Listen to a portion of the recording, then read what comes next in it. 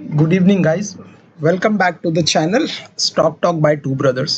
तो आज के वीडियो में बात करने वाले हैं न्यू आईपीओ के बारे में।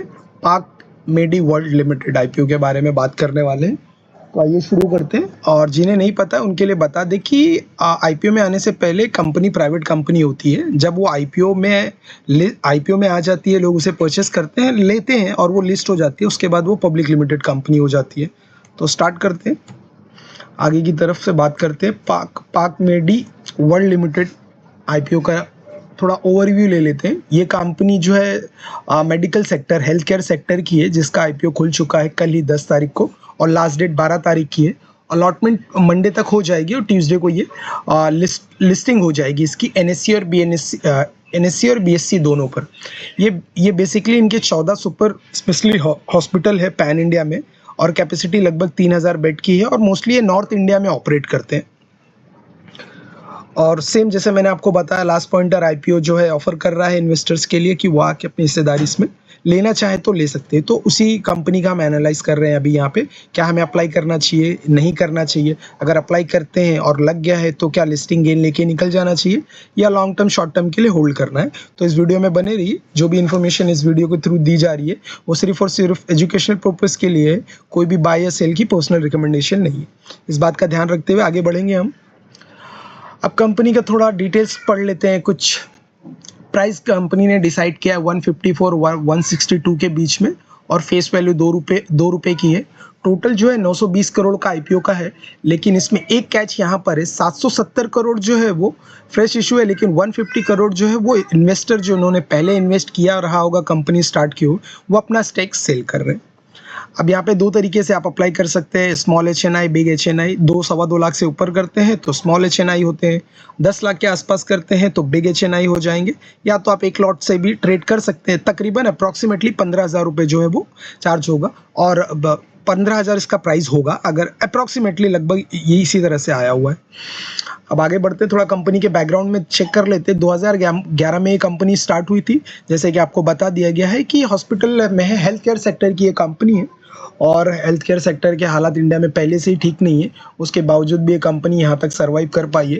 3000 बेड की कैपेसिटी है इन लोगों की। अभी ये जो पैसा रेस कर रहे हैं 770 करोड़, उसमें पूरा फोकस ये है कि और भी हॉस्पिटल्स बढ़ाए जाएं। जैसे अभी तक सिर्फ नॉर्थ में लिमिटेड है तो साउथ की तरफ भी जाया जाए और एडवांस मेडिकल इक्विपमेंट जो है वो खरीदें, अपने हॉस्पिटल में इंस्टॉल करें। तो मार्केट में स्ट्रॉन्ग रेपुटेशन है, कोई प्रॉब्लम नहीं है अभी तक जिस हिसाब से अभी तक हमने एनालाइज किए। थोड़ा फाइनेंशियल के बारे में इस कंपनी की बात कर सकते हैं। स्ट्रॉन्ग प्रॉफिट अर्न कर रही है कंपनी, 20% के आरओई और 17% के आरओसी से एक्सपांड कर रही है। पी रेशियो भी कोई प्रॉब्लम नहीं है, 29 का है। अभी आप हाल फिलहाल में देख ही रहे हैं कि जो भी कंपनी आईपीओ में लिस्ट हो रही है वो एक्चुअली हाई वैल्यूएशन पे लिस्ट हो रही है। इसके लिए मोस्टली लोग लिस्टिंग गेन लेके निकल जाते हैं, फिर कंपनी एक्चुअल वैल्यू पे आने का वेट कर रहे हैं। तो आप इसका अगर एग्जाम्पल आप देखना चाहते हैं तो बजाज हाउसिंग फाइनेंस पे देख लीजिए। 70 से 80 रुपये का प्राइस बैंड था, लेकिन लिस्ट हुआ जो स्टॉक वो 180 रुपये पे था। तो आज स्टॉक तकरीबन 90 रुपये पे ट्रेड कर रहा है। यही होता है हाई वैल्यूएशन होने की वजह से।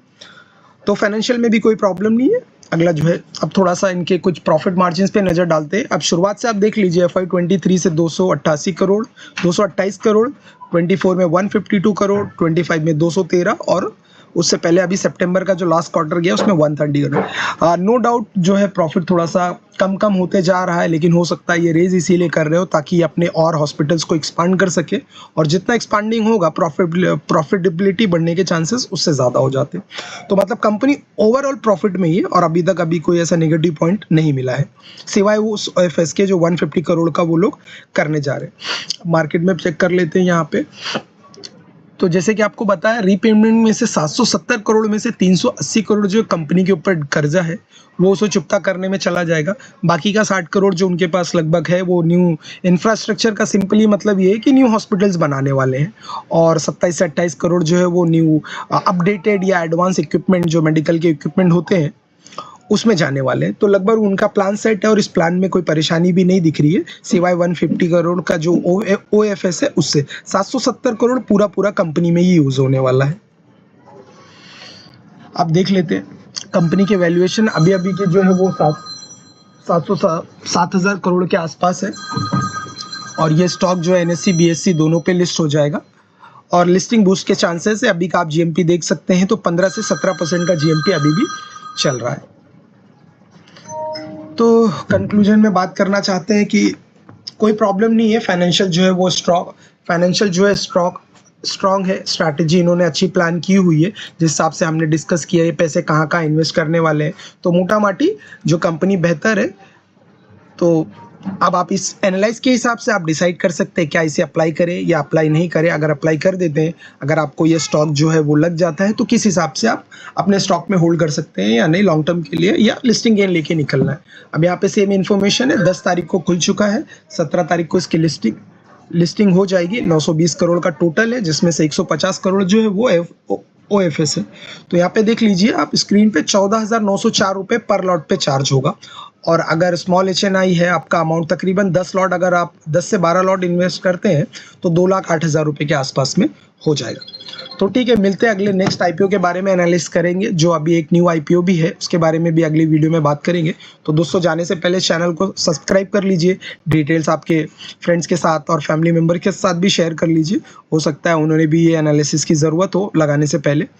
तो आगे की वीडियो में बात करेंगे नेक्स्ट IPO जो आने वाला है उसके बारे में। Thank you.